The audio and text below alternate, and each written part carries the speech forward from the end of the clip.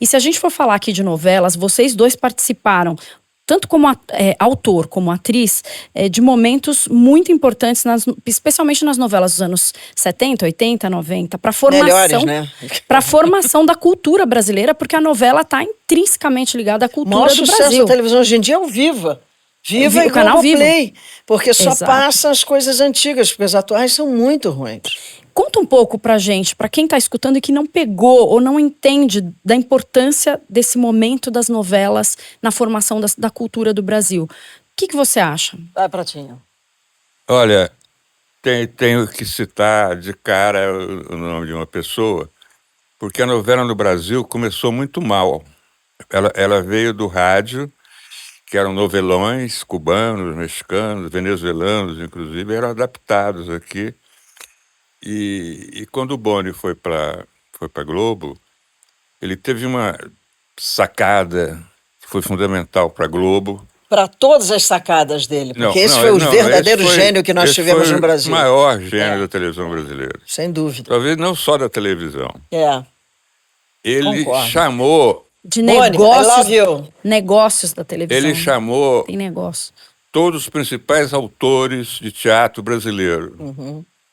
Posso citar aí Dias Gomes, Lauro César Muniz, o Benedito Negrão, Rui Barbosa, Walter Negrão, desculpa Braulio, me citar, Braulio Pedroso, isso. Que era pessoal de teatro.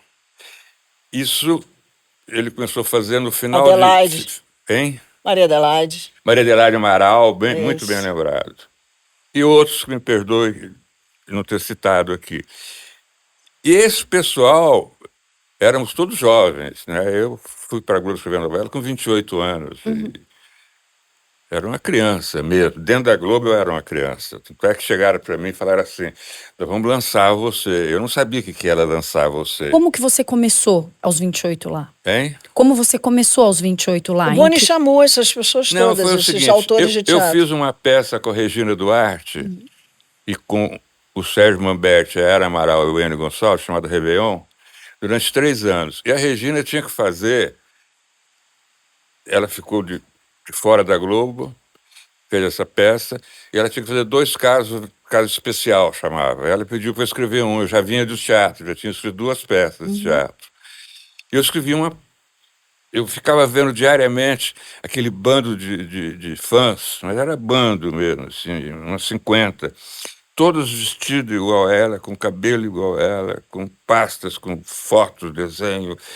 E ela recebia um por um, ali, não sei o quê. Eu ficava vendo, esperando para a gente sair para ir jantar, para ir para o GG. É assim mesmo. E aí eu escrevi uma história de uma fã e de uma estrela, e ela fazia os 2 papéis, ela adorou, mandou para a Globo. Eu nunca tinha imaginado fazer televisão, eu nem via televisão, eu não tinha televisão. Se tinha, era para ver futebol. E aí, para sorte minha, eu sou um cara de muita sorte, eu queria deixar isso claro. Eu tenho muito mais sorte que talento, muito mais sorte que inteligência, sabe? Muito mais sorte que trabalho. Quem leu na Globo foi ninguém mais, ninguém menos que o Zembinski. Tia Zimba. Zembinski, para quem não sabe, é um polonês do Brasil depois da guerra, durante a guerra. Um gênio também. Gênio, mudou o teatro brasileiro. Mudou a luz da televisão brasileira. Mudou a luz, tudo. Foi ele que dirigiu, lançou Nelson Rodrigues, quer dizer, lançou internacionalmente, eu diria, com o Vestido de Noiva. Bom, o Zembinski estava trabalhando na Globo e leu. E falou para o Boni. O Boni queria saber, falou, olha, eu acho que não deve fazer esse negócio porque ele critica muito a fã. E a Globo vive do fã. Mas chama esse cara para cá, porque ele tem um diálogo... Aí me chamaram para ir para a Globo, entendeu? E eu fui meio assim, né? Aquela coisa meio intelectual, meio de esquerda, né? Puta, para Globo, né? Roberto Marinho. Tô vendendo minha alma. Cabelo aqui, ó, tiara, maconheiro. Calça de boca larga. Todo desenhado. Chinelão. Rasgado. Aqui, ó, o chinelão até hoje. Aí, eu fui lá, Me ligou o Regis Cardoso. Tal. Casado ainda com Suzana Vieira? Não, ainda não. Já tinha separado. Tinha um filho e tal. Eu estava fazendo teatro no Teatro Copacabana Palace. Ele falou, vou te esperar na saída. E eu não conhecia o Regis, nunca tinha visto. Aí eu saí com aquela roupa, eu ia para casa com o cenário, entendeu? Fazia um hippie de 18 anos, imagina. Eu saí, fiquei lá olhando e tinha um cara que não tinha cara de diretor de teatro, que era o Regis. Ele não tinha. Ele não tem cara. Então, aí ele virou para mim assim, ô garoto, você sabe se o Mário Prata já saiu? Eu falei, sou eu. Ele deu uma olhada em mim assim, mas de cima e embaixo, assim, ó. Quase que ele falou, não é nada, não. Esquece. Aí entrei no carro dele, ele falou assim, tal. Aí ele me contou do Zembinski e tal, que é felicíssimo, né? Não, Regina já tinha me falado, o cara vem aí hoje. Tal. Aí ele falou assim, eu tenho uma ideia do personagem principal ser um bombeiro. Eu falei, tô fora. Milico não... Ele já falou, puta, além de tudo comunista, né? Hippie comunista. Aí eu falei, eu vou fazer uma sinopse para você. Ele falou, então faz uma sinopse. Eu falei, quanto paga? Ele falou, aí você tem que falar lá com o Borjalo, nosso querido Borjalo. Claro. Fulano, Borjalo, eu acertei uma grana legal para fazer uma sinopse. E ele falou, você faz aqui em São Paulo, aqui no Rio, quer ir para algum lugar? Olha. Uma praia? Eu falei, não, eu estava casando com a Marta. Não, eu faço. Aí fiz a sinopse de Estúpido Cupido e foi isso. Assim nasceu Estúpido Cupido. Foi. Eu quero voltar só para frisar que aqueles autores todos deram muito certo na televisão. Uhum. Sabe? Mas eram autores. Eram autores, né, eram dramaturgos, era outra história. Uma base do teatro. Eles tinham uma base. Não era aquela... E de contraponto, mas sem menosprezar nem um pouco, a Janete trazia ainda um pouco do rádio. Do rádio, muito? Muito. Então, o Dias é que não. O Dias não.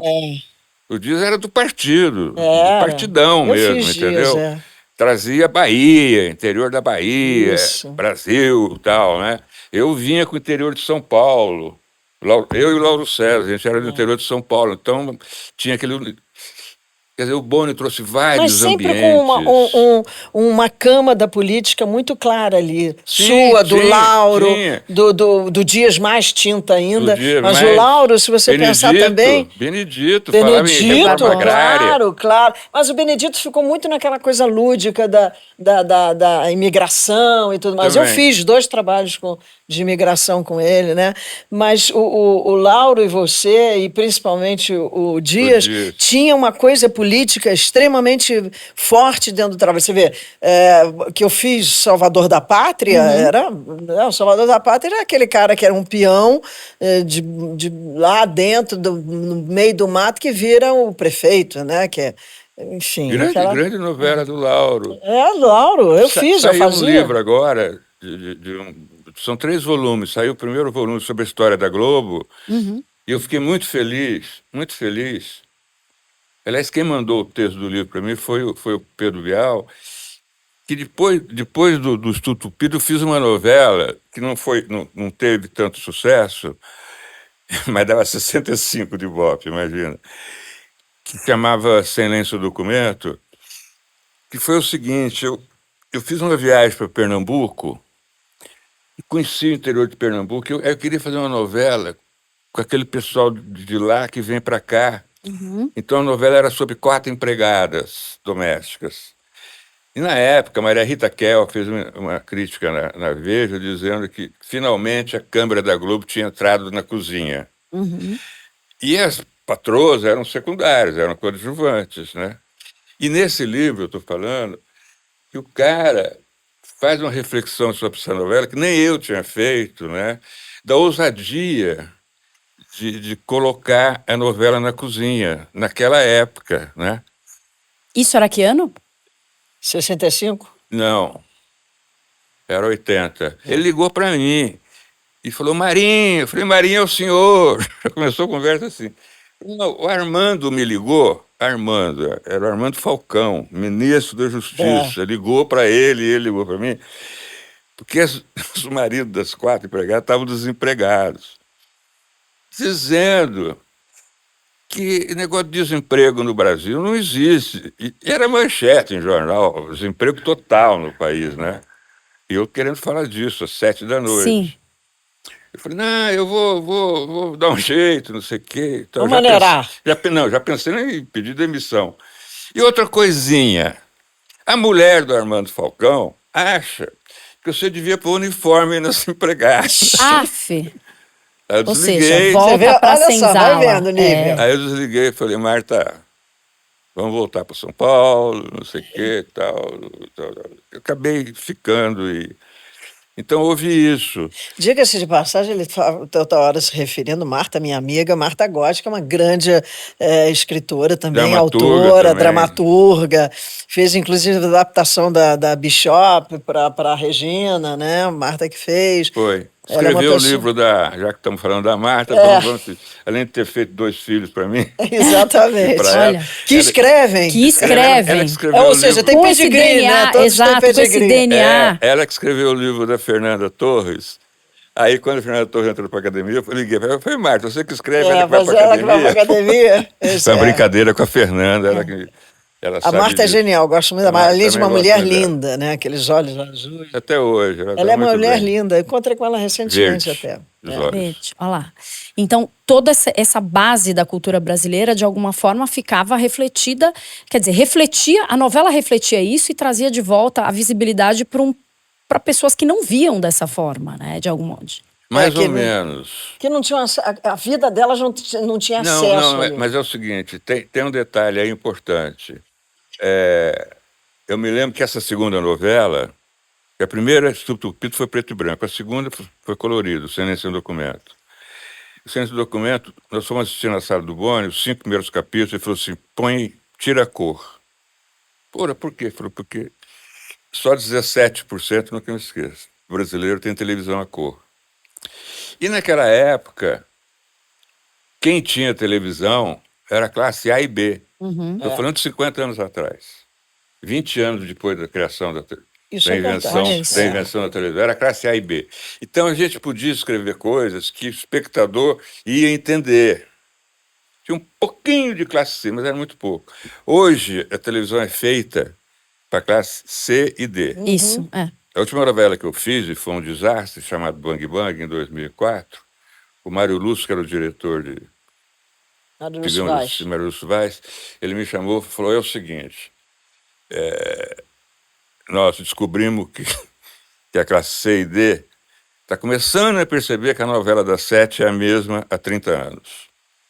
Então nós precisamos dar uma... Chacoalhada. Mas a gente chacoalhou demais. Era o que o Evandro ficava vestido de mulher junto com... Isso. Ah, era divertido. Não, aquilo. ninguém entendeu divertido. nada. Mas era muito divertido. Foi disruptiva demais. Foi, eu tirei o sofá da sala. O personagem principal da novela 7 é o sofá branco, entendeu? Fica todas 3 mulheres sentadas, toda a cena. Uma assim, outra assim e outra assim. É isso a novela 7. Você tirou o sofá, já desorienta. Sim. Sabe? Sai 2, fica um, esse um fala sozinho. Ela pensa que está me enganando, mas ela vai ver só. Ninguém falava sozinho. Ninguém fala sozinho. Só louco.